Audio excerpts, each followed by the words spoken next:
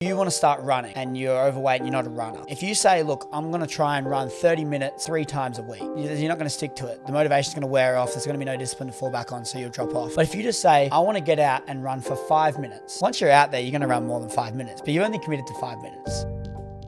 I just hate it when they are so boring. When their life isn't that interesting, it's very hard for you to keep coming back and asking them questions about their life. One super important thing I've actually noticed is not necessarily asking a direct question, but leading them to answer a question. You just basically want to paint the conversation in a way that you don't feel like you're just asking questions. They feel engaged, then ask you a question. Or would you call it like a net negative?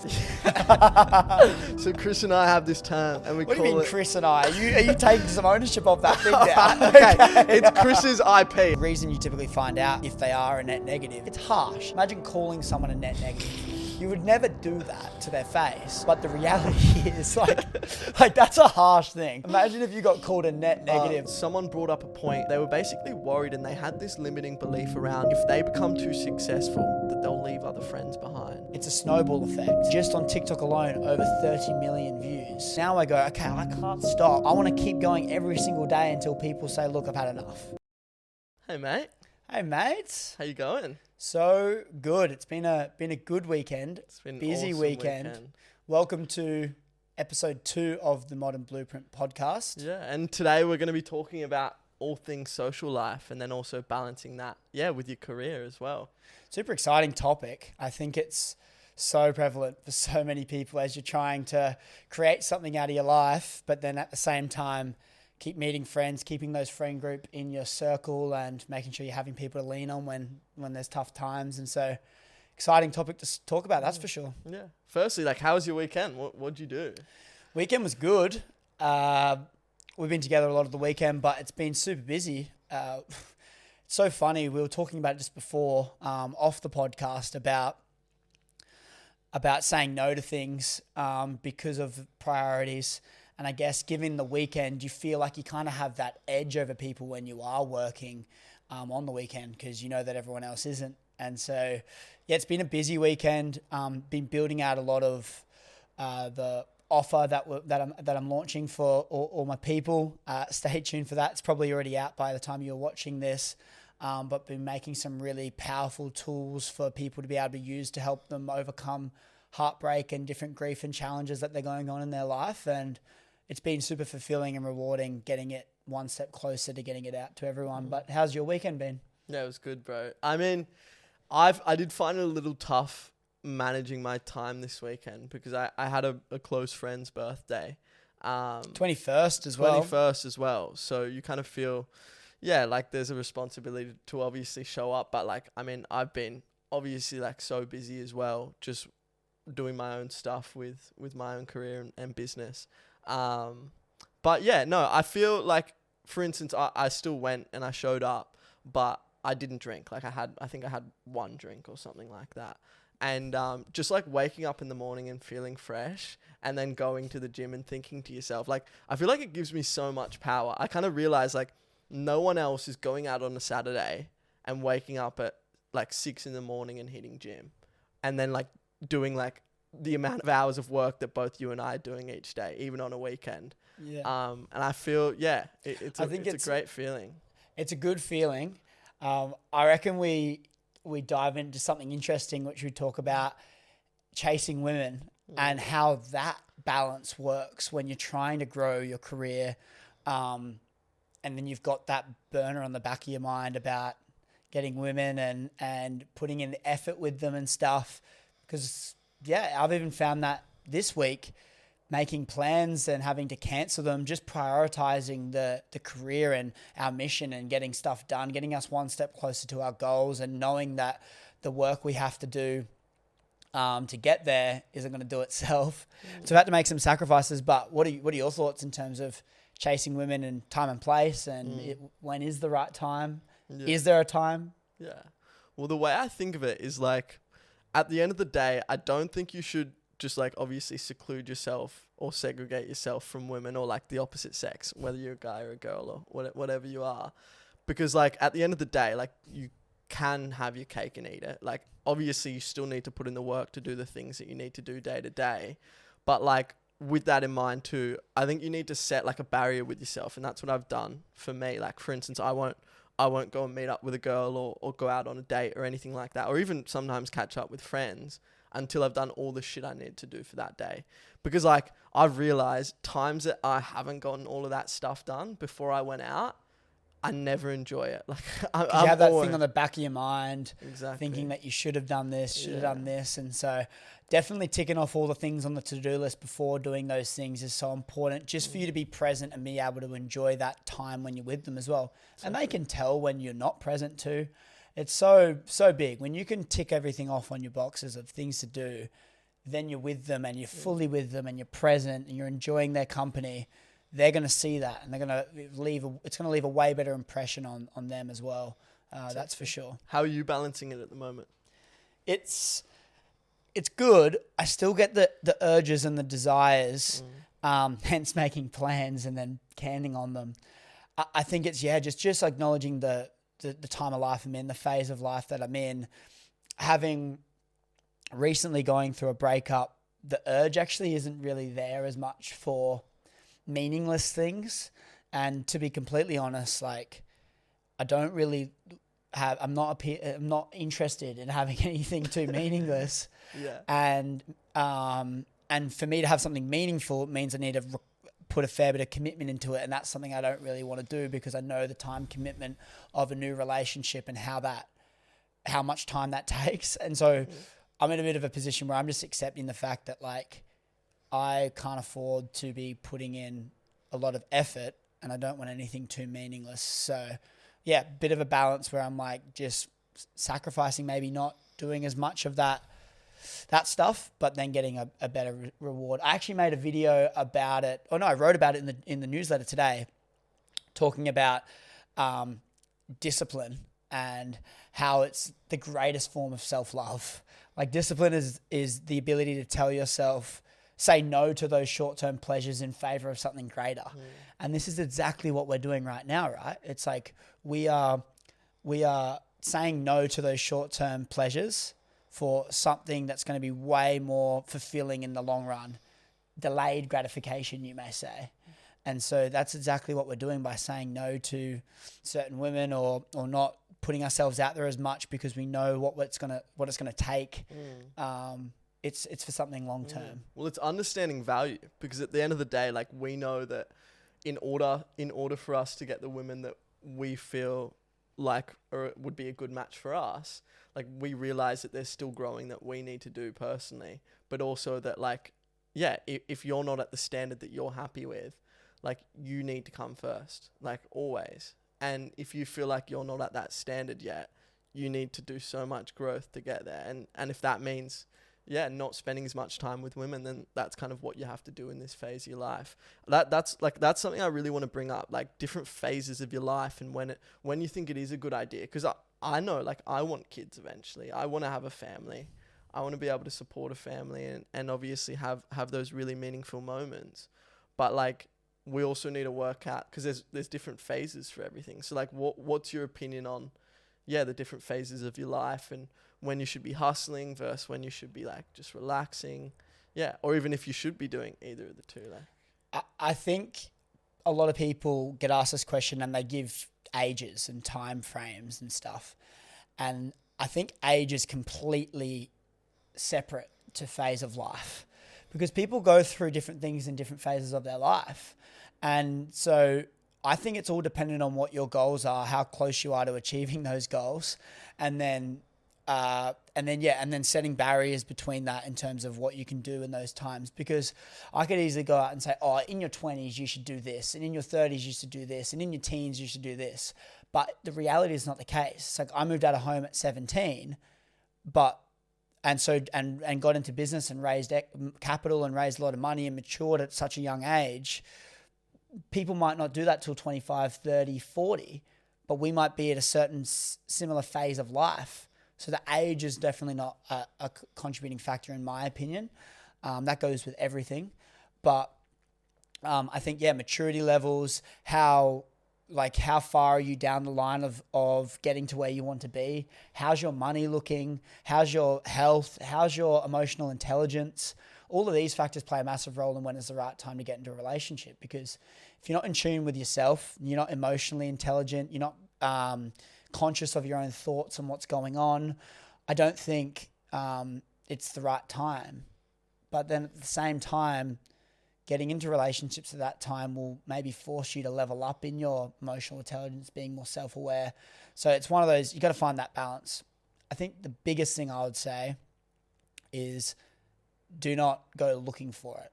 Let it find you. And if it's right, perfect, divine, and right on time, then go for it and give it a crack. And you should give it everything you got, because you're going to, the breakups where you're going to learn so much from it as well. Exactly. What are your thoughts? Yeah, well, I really like that point of, it's not necessarily the age or the time that you're in at the moment, but it's more about the experiences you've had. Because like those experiences obviously give you a depth of knowledge of sort of how you should be acting, like what you should be doing at different stages of your life. So like I 100% agree, like because like age can just be quite arbitrary. Like if you're 20, people think that you should be traveling around Europe backpacking, which is great. Like some people, I think it's awesome to do that. I think you can gain a lot of experience from traveling. But then for others, like you and I, it just wouldn't seem right, at least to me, to be traveling right now, because that's not the phase of my life. Like I've enjoyed my younger years, like already. I'm still quite young, but it's like I enjoy what I'm doing now. I enjoy the process of working hard every day, because I know it's priorities though as well, right? Yeah. Like your priorities right now, given your phase of life, is leading you to working instead of traveling. Like, would you agree? 100%. And yeah, it just comes back to like aligning yourself with your purpose, because at the end of the day, like while balancing social life and then also career might seem really difficult, if you have your why, like with a why, you can bear anyhow. So what I mean by that is like, if you have something that you're driving towards each day that you're passionate about, no matter how hard that task might seem, like you can overcome it because you have that powerful why. Yeah. For sure. I mean, why plays a massive role in it. It plays a massive role in motivation to do things as well. When we talk about like people getting into fitness and getting into like their training, maybe they're not used to training a lot, and they decide that they want to start getting fit and healthy. So then they get into the gym. And keep in mind, their routine now is 0 days a week, maybe 1 day a week. And they decide that all of a sudden they want to start doing 5 days a week and go to the gym 5 days because they want to get their dream body. And they rush into this. And what happens is they then realize that they get 1 day, they're doing 5 days a week. They get really sore one day and they go, oh, I've been training hard. I deserve a day off. And that 1 day off turns into 2 days off, 3 days off. The motivation wears off. They've got no discipline to fall back on. So then they stop and the routine doesn't last. And so I think it's, I think that even what you're saying before, it ties back down to discipline and developing that muscle of discipline really. And so being able to say no to certain things, being able to stick to your why and your mission, and you're having that underlying reason that's going to keep you pushing forward. So you're not reliant on things like motivation to get the job done that you need to get done. Exactly. I want to digress a little bit and talk about business in a sense, but I also want to tie it into social because, like, for instance, just to give you like a little anecdote, like a story that I came across the other day. I was talking to like a really good mate, and he's someone that's tried like lots of different businesses in the past, but like, for instance, what you just brought up then, not necessarily having, I guess, like the powerful, not motivation, but the discipline behind like sticking to something like a gym routine. For instance, for him, his situation is that like he's a super creative guy, like he's got so many awesome ideas, but like he just won't actually execute. He'll execute, but he'll do it for maybe like 1 to 2 weeks max. And like there's this great quote that I've heard from Alex Hormozi, and it's like, the reason that people aren't successful with like a business model, for example, is because it's not that the business model doesn't work. It's that they stick with it for 90 days and then expect to have like immense results, like amazing results. And it's like, if you're finding something new to stick with every single 90 days, like nothing's going to stick. Like, and I'm sure you've noticed that, like it took you 100 videos to eventually get some that started doing really well. And it's just like, at the end of the day, like you need to keep sticking with it. And that's why it's so important to have that why. And that's why it's also like tying back into social as well. Like if you have an important why, that's going to help you sort of not have to stress around worrying about hanging out with friends enough, or whether that's like going to be a thing that stops you or gets in the way of you pursuing your career or your mission, your business. Yeah. And then I guess like the why is really important. But when we actually think about why people quit in the first place, you were talking about they do 90 days and they leave, Hormozy quote, like why do they quit? Because they just want something quick. They're impatient, and they think because it's a lot of things are portrayed online that you can do this really quickly. They're impatient. They want money now, or they want to succeed in something now, and now.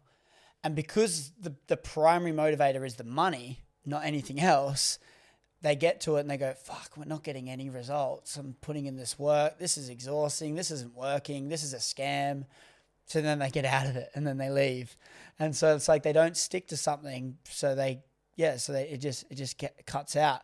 Whereas if you can have a macro vision and micro action, meaning you can have a macro vision on where you're trying to get to, and you're implementing you're moving quickly in the micro scheme of things. So every day you're moving quick, you're doing heaps of things.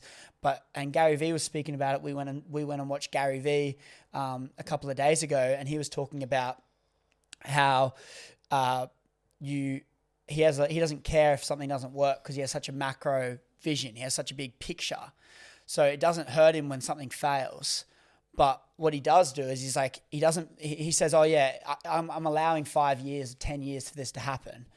And he doesn't mean that to slack off. He doesn't mean, I'm just going to wait 10 years to get some results. He just says, if it doesn't happen in 10 years, it doesn't happen. I've got 10 years to do it. But what he was saying is like, you can have a macro vision, but then fast micro action. So you're still doing everything you possibly can every single day to get it done, but you don't get disheartened when it doesn't happen as quick as you may want it to happen. So it comes back down to that. People normally don't have the macro vision. They just have the micro. And then as soon as they don't get to that micro, they just move on to something next, and they hop and change. I think change isn't always negative, because you got to make sure you're climbing the right ladder as well. And I think that's really important, because you might think you're sticking out at something and you think, oh, I've got this macro vision. I just know it's going to take 3 years to get some good results, but you might be climbing the wrong ladder. The top of the ladder you might be climbing might cap at something that you don't even want. And so, yeah, I think it's important to make sure you have a macro vision, but the vision is the right area. You're climbing the right ladder. And a lot of people don't have that realization, and they spend years doing something that's the wrong thing. Exactly. And yeah, just to like add on to that point. So when Gary Vee, like one thing that was always misconstrued in his messaging was like patience. And this is something I loved. He's like, a lot of people think that when I say like patience is important, they think you should just slack off and not do anything. But like his whole thing around patience is just understanding that like if you do the small things right and you consistently do it, like you need to be patient on the results. You still need to take the action. But like at the end of the day, if you're doing the results, you're in a good market, you found a niche that you can actually provide value in, like you're gonna provide value, and you're gonna get reciprocated back that value, like which is money. One of my favorite books is Atomic Habits by James Clear. Have you read the book? Never read the book. No. Oh, it's amazing. Highly recommend. And Atomic Habits talks about implementing little things into your daily routine, and how those little habits turn into massive results. And so it's like the 1%ers. And a massive thing he talks about is creating as little friction between yourself and the task that needs to be done. So he talks about like you're getting into the gym, or you want to start running and you're overweight and you're not a runner. If you say, look, I'm going to try and run 30 minutes 3 times a week, you're not going to stick to it. The motivation's going to wear off. There's going to be no discipline to fall back on, so you'll drop off. But if you just say, I want to get out and run for 5 minutes 3 times a week, once you're out there, you're going to run more than 5 minutes, but you only committed to 5 minutes. So you're lying in bed, you're really dreading it. You're like, come on, mate, I've committed to 5 minutes of running. Let's just get out there. Let's just lace the shoes up and get out there. You're going to probably do more than 5 minutes, but you're only committing to that. And then once 5 minutes becomes super, super easy and you've really committed to 5 minutes every week, then you might up it to 10 and 15. And you're developing these atomic habits that are slowly getting better and better, but then it's compounding and compounding into some major life changes. It's an amazing book. And yeah, I think that's the same thing as well. Creating as little friction as you can between yourself and the things that you need to get done so you can get those things done. Yeah, 100%. I want to digress a little bit again. So this, like, obviously the podcast today is just basically about balancing social life with career. And while we're on that, like, a lot of people think that you need to have like a separate friend group. So one group that you can just like mess around with, like get drunk, like do whatever you want, like whatever you enjoy doing. But then on that same token as well, they think they should separate their career and then their friend group. But I don't think that's important. I mean, you're in business with literally one of your best mates. And I think with that too, like for instance at Gary Vee, like we met some awesome people there that were also aligned with their own mission.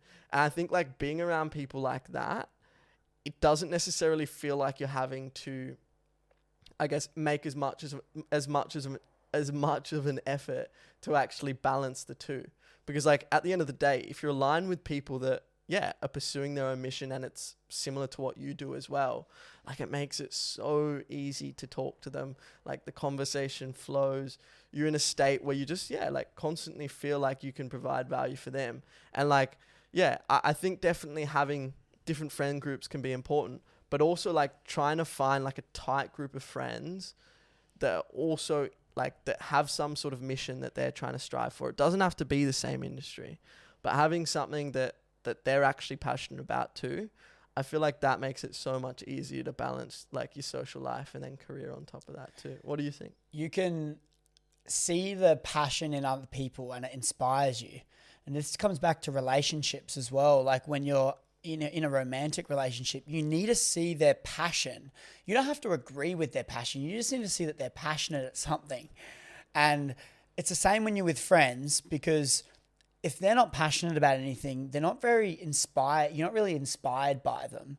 It's like how, like if you're the sum of the 5 people you hang around.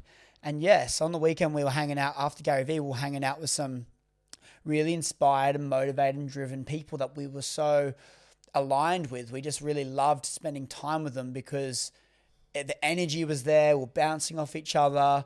We were all driven and like interested in what everyone else was doing.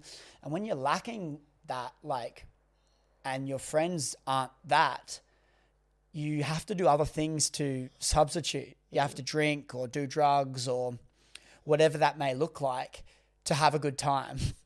Like we don't need a drink. We were there. I had 1 beer. You didn't even drink. And we were chatting for hours on end. With a friend group that might be more of a party friend group, you could still chat for hours on end. It probably won't, it'll be like a funny chat, which is still a great chat, by the way. It's like, I like having those friends. I like being able to dabble into that too. But like, you've got to have some sort of grog there, or you've got to have something there that's going to make it easier to flow and chat, because the convos aren't inspiring. So it doesn't flow as much, definitely.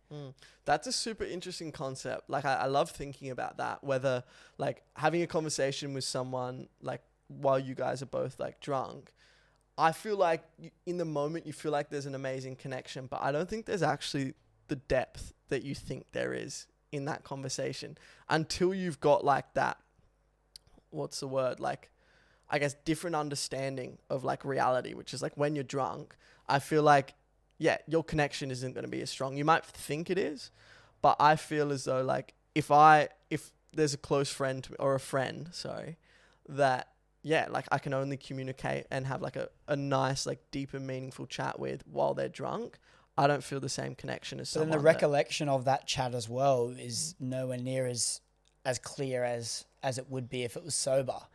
So you can have the convo and still feel like it's a deep chat, but then it's probably not going to be as, like, it's not going to be as remembered. You'll probably catch up. You're not going to be able to recite everything you spoke about. Probably end up repeating certain things again. And so, yeah. I think that alcohol is a bit of a liquid confidence in a sense as well, though. It can help begin friendships and relationships. It's not always the best meeting people for the first time on like drunk, but where it can capitalize from it is it lowers walls really easily. So then you can get in front of people and meet people. It's what you do off the back of that night out. If you catch up with them sober, you go train, you go for a walk, get a coffee or something. I feel like that's when the bond can grow. So it's not always negatives. There's positives to everything. And I think meeting people can be a positive there because in the right circles, like you can still meet really aligned people with you that are out drinking because everyone wants to have a bit of fun once in a while. But I think it's what you do off the back of those times that matter in terms of building that relationship. For sure. Yeah, 100% agree with that. I'd just say like it's super important to not use that as as an excuse to like get drunk, like to feel like I can only build positive or not even positive relationships, like any relationships if I'm drunk.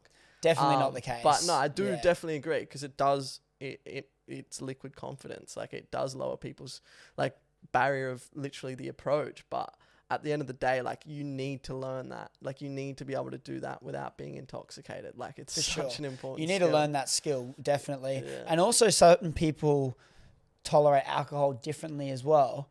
And it depends on your sort of personality as a whole. Like some people might be more addictive and they can't really have that balance of just having one or two beers. It's like an all or nothing sort of vibe. Or you can have people that just don't really like drinking at all and they choose to not drink.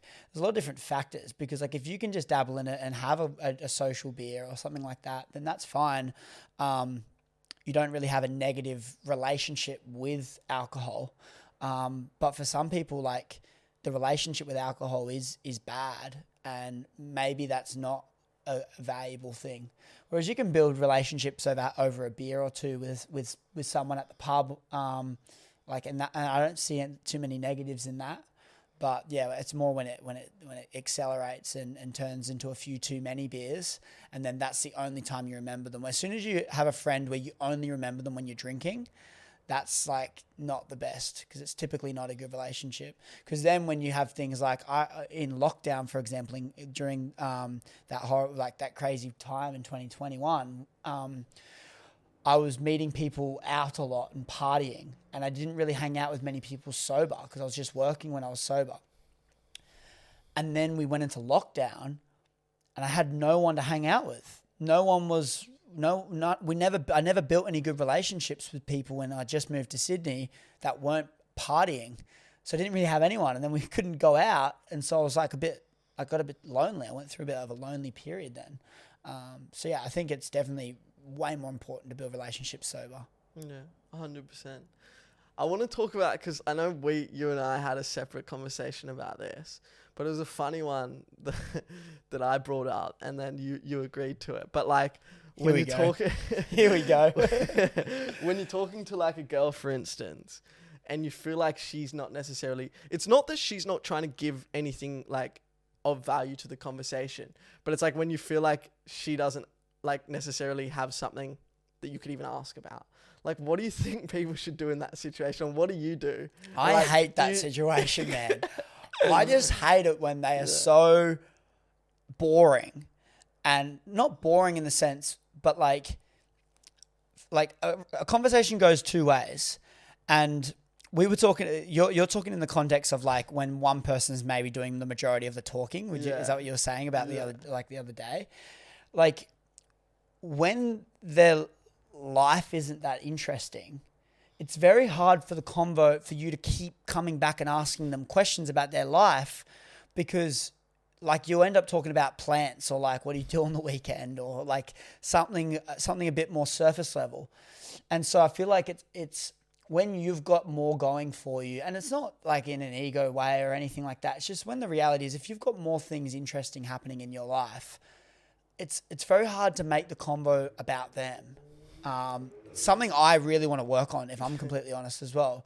I don't want to be the one that talks a lot in a conversation. I want it to be mutual, if anything, more about them. I'm trying to show that I care, but at the same time, sometimes it just flows the other way. What are your tactics? What do you do?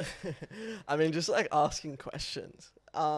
It can be hard to definitely come up with a good question sometimes.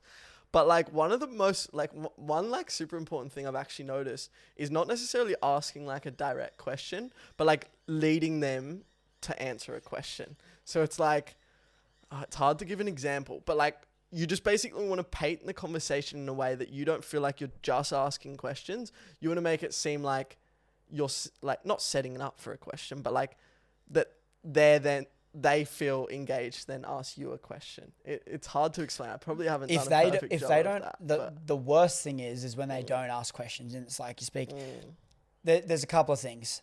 There's not asking questions back, or not even like, and this is just basically surface level people, but it's like you ask them a question, or you tell them about something that they've asked, or you tell them about like something, I don't know, you talk to them about something you're doing in your life, and instead of them asking you like a follow-on question from that, like you ask them this really cool question, or you ask them, like you tell them something really cool, instead of them asking a question about what you've just said, they just go, oh, nice, congrats, like cool. And then they have this surface level answer, because for a conversation to flow, you need to be asking, you need to be going back and forth.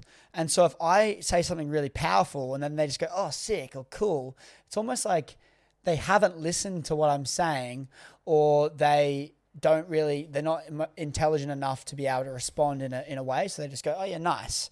So then the convo gets a bit dead, because then I'm caught thinking, all right, now I've got to think of another question or another topic to talk about.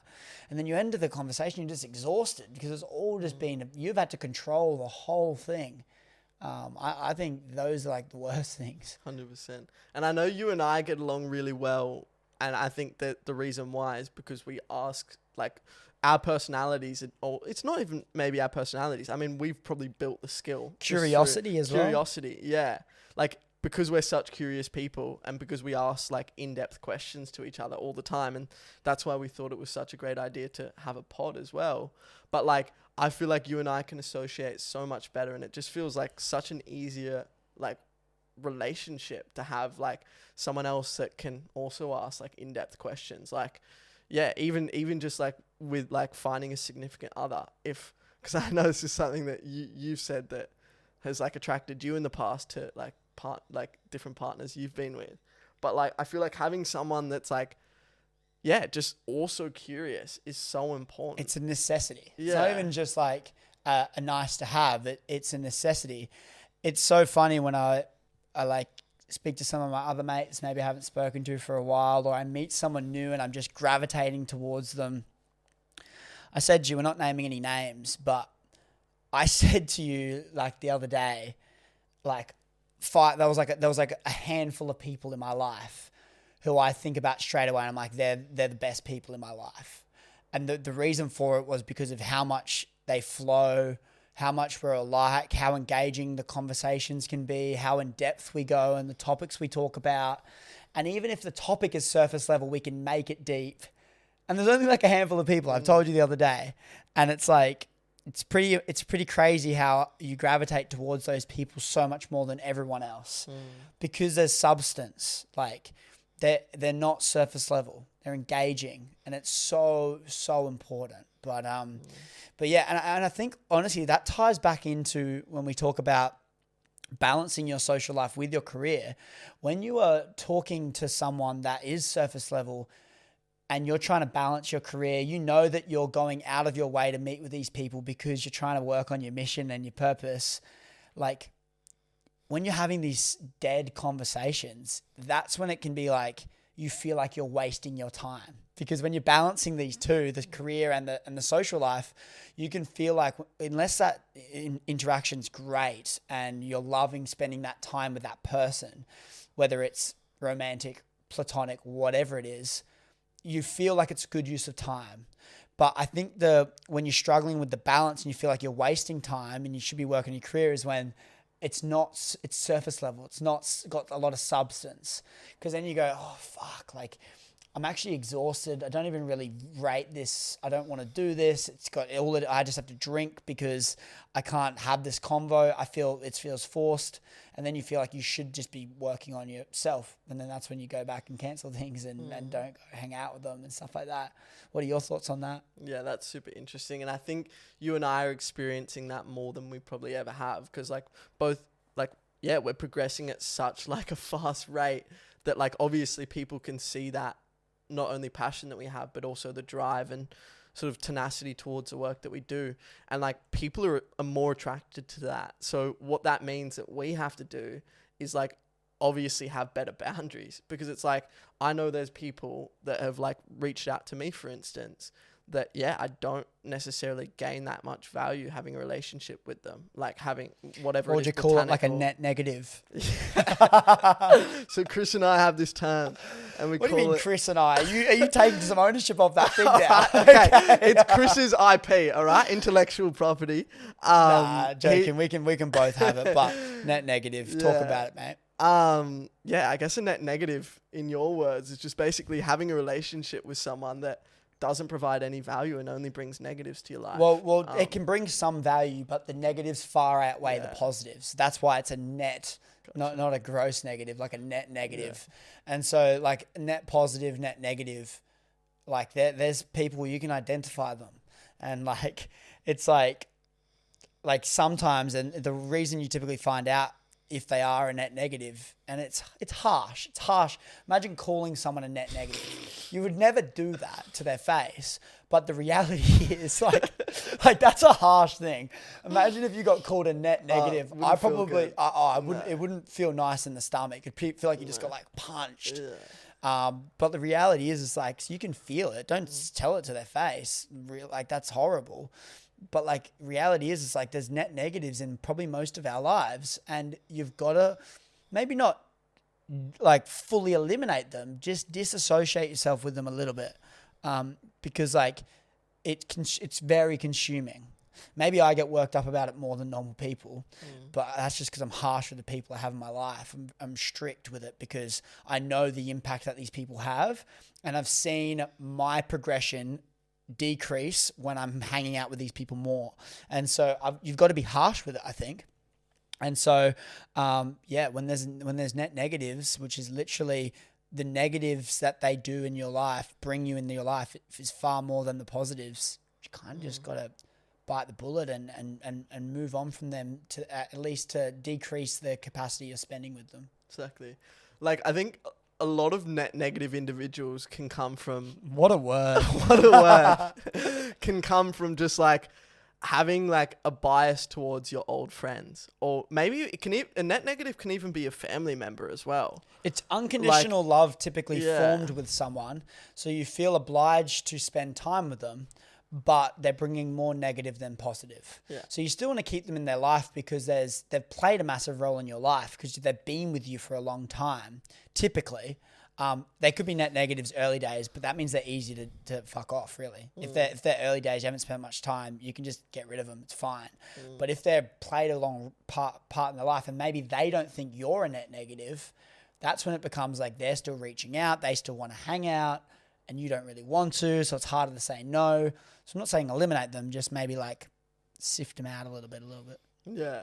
I'm going to go off the riff here, but like I feel like either you've made a video or I've seen like a quote of it, and it's like when you get back together with like an old ex, for instance, all that you're thinking about, or like all that you're going off is like the good memories.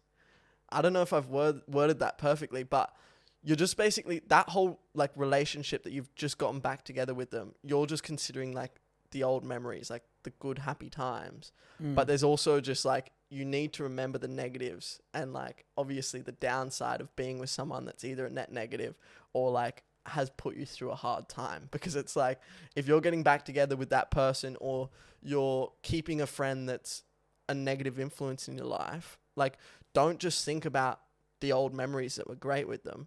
Think about what they're actively doing to you, like day to day. Like, are they giving you value? Are they there for you when you need? Are they there in your lowest moments? Because like at the end of the day, it's great to have old memories with friends that were great at the time.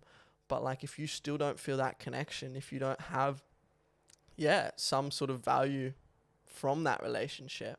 Like, you need to audit your circle, I call it. Like, audit your circle like a an accountant would audit taxes. Like, you got to sometimes cut them. Like 100%.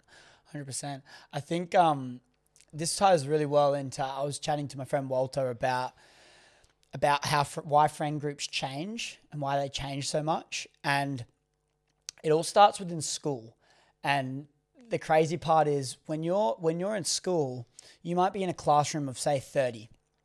And that's your sample space. That's your available friends.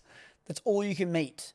30 people in a sense, maybe more in a grade, maybe there's a little bit less, bit more, whatever it is. But you've got about 30 people to meet, and that's it. And you're spending 8 hours every single day with them. That is forced time spent with each other, and you either don't like them and have no friends, or you have some friends. So like that's what happens. So, and then when you get out to the real world, all of a sudden you're exposed to millions of people. You're naturally going to find people that you resonate with more, you relate with more. So then you're going to gravitate towards other people outside of your school friends. And then that's why the friend group changed. And that's where I thought it stopped. And then Walter said something quite profound as well, which is a massive contributor to relating on, to being close and resonating with someone is if you've got a lot of things that you can relate on. And in school, you can talk shit about the same teachers because you got the same teachers. You can talk about the same assignments, the same subjects, the same things because you've got all these things to relate on. You could form friendships based on your relatabilities as opposed to actually building a bond between each other. So then when you leave school, you can't relate on the same teachers that were fuckwits, the assignments that were hard, the ones that did well, the sport class you're in. You can't relate on any of these things anymore because they don't have anything. So when all of those are stripped away, you're forced to just make friends with you and them and build a friendship and connection. And then you realize that you guys aren't really alike. So then you move on and lose that friend. And so that's probably why friend groups change. The more we grow, the more people we meet, the more sample space we have of friends, the more likely we're going to meet people that are more aligned with us and what we like. Exactly. I want to just talk about, because like I have like a quite a close group of friends. I also do have like a more extended group of friends too, but like some that I'll keep closer than others. But like, do you feel like you're constantly having to weigh out whether there's people that you need to like cut out of your life, or like whether you, like, are you constantly trying to assess whether someone's like a net negative, for example? I'm not actively doing it, but I think I'm quite conscious with it.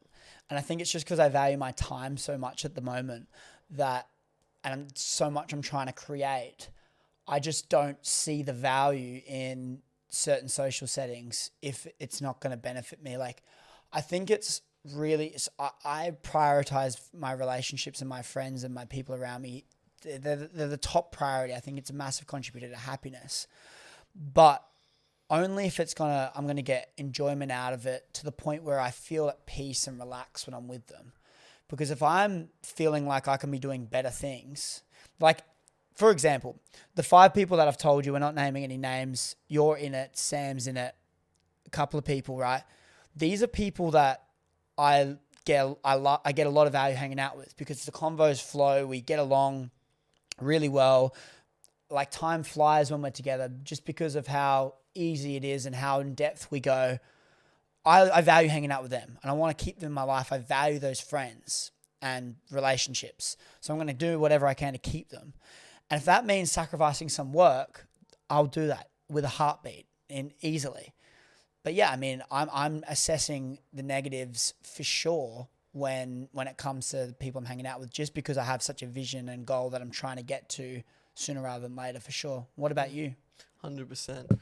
And it just all comes back to like working out whether they are giving you value, like whether you feel, I guess, super comfortable being around them. And yeah, like with that as well, because I've definitely been in a position where I haven't necessarily felt like the person that I hang around with has been like the most positive influence in my life. And I feel like when you have that mission, it kind of makes it a lot easier for you to, I guess, cut that almost like fat. I don't, when I say fat though, I just mean like the thing that's not necessarily needed in your life. Because it's like, at the end of the day, like if there's someone that's in your life, they're not necessarily providing you that much value, and you're only just with them because of the good memories you had in the past, but they're actively like a bad friend, they're not there for you or whatever it is, like, or they're a negative influence, like it's not worth having them.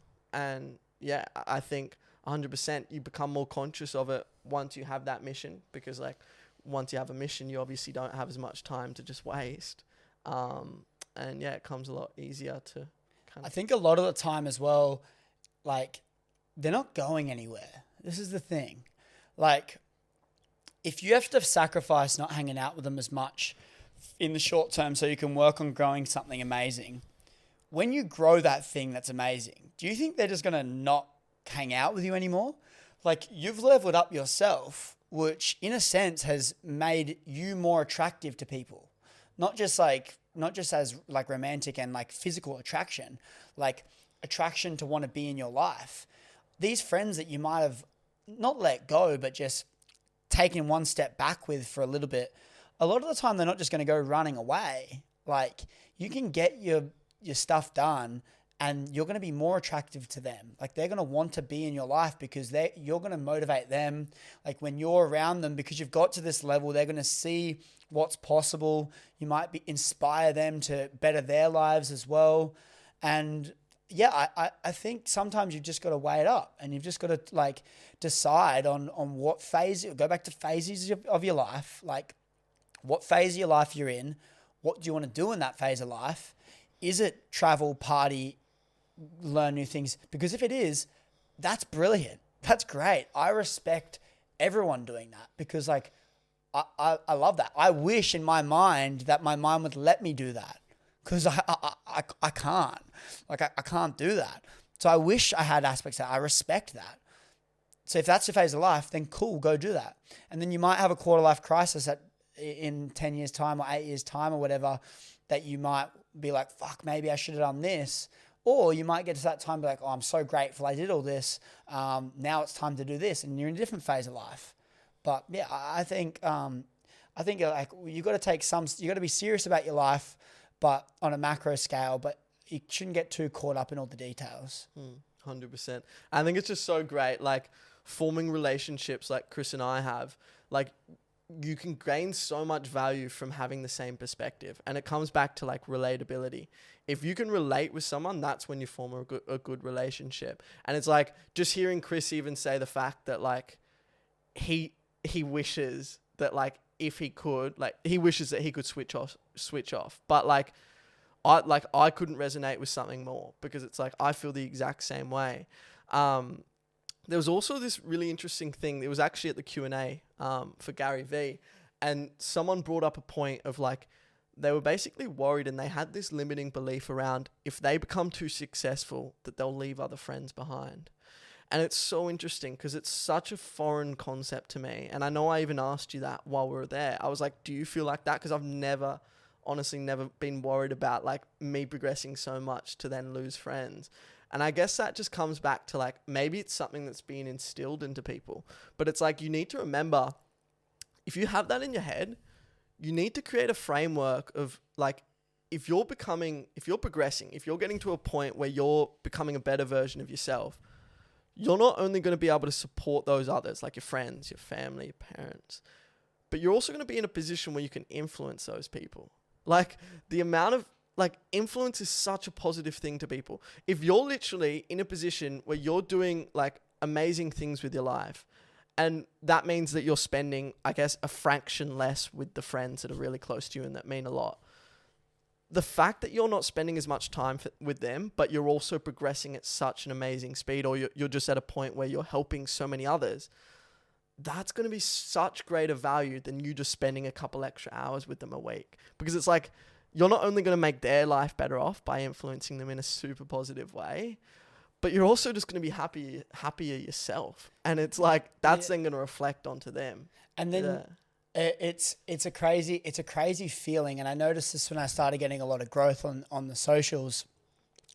I used to like look to people for inspiration and be inspired by people. But the best feeling is when you inspire others. Like, it is the most mind-blowing thing when you get all these messages about how much you're helping people, you're inspiring people, you're sharing things that they can resonate with. That getting the ability for me to be the one that inspires people inspires me more than anyone else can inspire me. And so it's like, when it comes back to leaving your friends behind, you're not leaving your friends behind. Like, when the tide rises, all the boats do too. And if they're going to stay in your life and accept that you're prioritizing your mission, which might mean that you're not hanging out with them as much, and they're on the same page, they don't harass you when, you don't want to, and everything's all clear, like, it's only going to benefit everyone, because they look at you and go, wow, he's really getting after it. Maybe I can get after it. And so it's inspiring them. And all it takes is them to message you and say, I just got to let you know, like, you've actually inspired me. And then all that's enough for me to go, wow, okay, I'm inspiring people. I've got to keep doing what I'm doing. And like, it's a snowball effect, because you get more and more, especially as the socials grow and the hundreds, you get all this thing. It's like, I was writing in my newsletter today about the hard-hitting quotes and appreciating everyone for all the support. I posted 50 of those, and they've gotten, just on TikTok alone, over 30 million views from the 50, which is insane. Seeing that when I posted the first one, I had like 3,000 followers on the platform. Like, it's so crazy. But when you look at it, it's like, do you think I would have kept going with that if it didn't get that many views? But it's not even the views. It's all the feedback, all the messages from the videos, the impact I'm making on people is inspiring me to keep going. Because now I go, okay, I can't stop. I want to keep going every single day until people say, look, I've had enough. And like, the reality is, I'm getting hundreds of DMs every day about how much they're helping. So it'd be silly for me to stop. I can't stop. I'm too inspired. And so it's like, you witness it firsthand. Like, we've had a huge day, 12 hours. I'll be up since 5 a.m. It's 5 p.m. sunset. Have no idea what I'm going to film about. Like, I've got to post videos tonight, 2 a day. I got no idea what I think about. And I get it done. And it's like the most inspiring thing, because I know that the more I post this, the more it's going to snowball, the more people I'm going to help, the more inspired I'm going to get, the better I'm going to get out of my life as well, which in turn is going to flow down to everyone else. As the tide rises, all the boats do too. Yeah. I think we should end it on that point. That was great. That was awesome. Yeah, for sure. Cool. How good, man. Episode 2. Episode Modern 2. Blueprint. In the banks. Let us know what you guys' thoughts are, and drop a comment down below of any topics you want us to speak about, anything that's recent, frequent that you've been pondering on. We would love to know, and you might get a feature in the next episode or the one coming after that. Awesome convo. It was great. Awesome convo, mate. Good stuff. Great chatting, man. Yeah. And have an amazing rest of your day, guys. See you Lots guys. of love. See you later.